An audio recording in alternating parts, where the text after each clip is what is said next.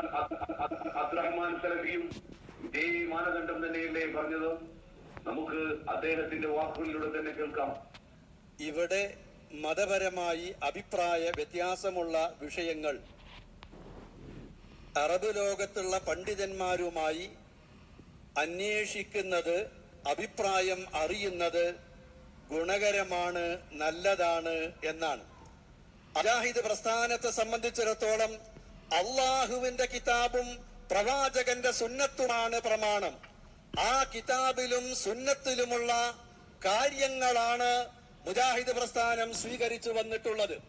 അത് ഏതെങ്കിലും ഒരു രാജ്യത്തുള്ളവർ ചെയ്യുന്നുണ്ടോ, ചെയ്യുന്നില്ലേ, അവർ അംഗീകരിക്കുന്നുണ്ടോ, അംഗീകരിക്കുന്നില്ലേ, അവർക്ക് ഇഷ്ടമാണോ, ഇഷ്ടമല്ലേ എന്നത് ഒരു കാലത്തും മുജാഹിദ് പ്രസ്ഥാനം നോക്കിയിട്ടില്ല എന്നതാണ് വസ്തുത. ഞാനിത് സൂചിപ്പിക്കുന്നത് ആരുടെയെങ്കിലും സർട്ടിഫിക്കറ്റ് കിട്ടിയിട്ടല്ല, അള്ളാഹുവിന്റെ കിതാബിലും പ്രവാചകന്റെ സുന്നത്തിലുമുള്ള കാര്യം തുറന്നു പറയുന്നത്. യാ ഇബാദല്ലാഹ് അഈനൂനി എന്ന ഷിയാക്കള് പ്രവാചകന്റെ പേരിൽ കളവ് പറഞ്ഞുണ്ടാക്കിയ ആ കള്ള ഹദീസ് ഇന്നല്ല, 2012 മുസ്ലിം കൈരളി കേട്ടിട്ടുള്ളത്.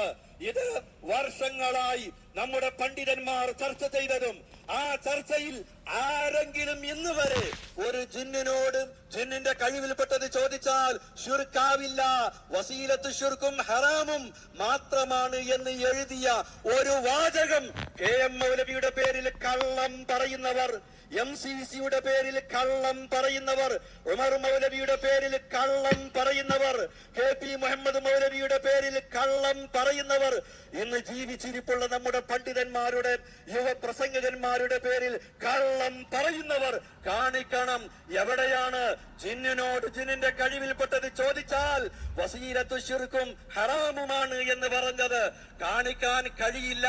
ഉത്തരവാദിത്വത്തോടുകൂടി കേരള ജമിയത്തുൽ ഉലമയുടെ അസിസ്റ്റന്റ് സെക്രട്ടറി എന്ന നിലക്ക്, ഒരു മതപ്രബോധകൻ എന്നുള്ള നിലക്ക്, മുജാഹിദ് പ്രസ്ഥാനത്തിന്റെ ആദർശ വേദികളിൽ കഴിഞ്ഞ 36 വർഷക്കാലം ആദർശവുമായി ഓടി നടന്ന ഒരു വ്യക്തി എന്ന നിലക്ക് എന്റെ മുമ്പിൽ ഗുരുവര്യന്മാരായ ഈ പ്രസ്ഥാനത്തിന്റെ നേതാക്കളെ, പണ്ഡിതന്മാരെ, ജ്ഞാനവൃദ്ധരെ, കാരണവന്മാരെ ഞാൻ സാക്ഷി നിർത്തിക്കൊണ്ട് പറയുന്നു, ഇത് ഞാൻ ഇവിടെ വെച്ച് പറയേണ്ടതല്ലായിരുന്നു, ഞാൻ പറയാൻ വിചാരിച്ചിട്ടില്ലായിരുന്നു, ഇന്നിവിടെ നിൽക്കാൻ ഞാൻ ഉദ്ദേശിച്ചിട്ടില്ലായിരുന്നു.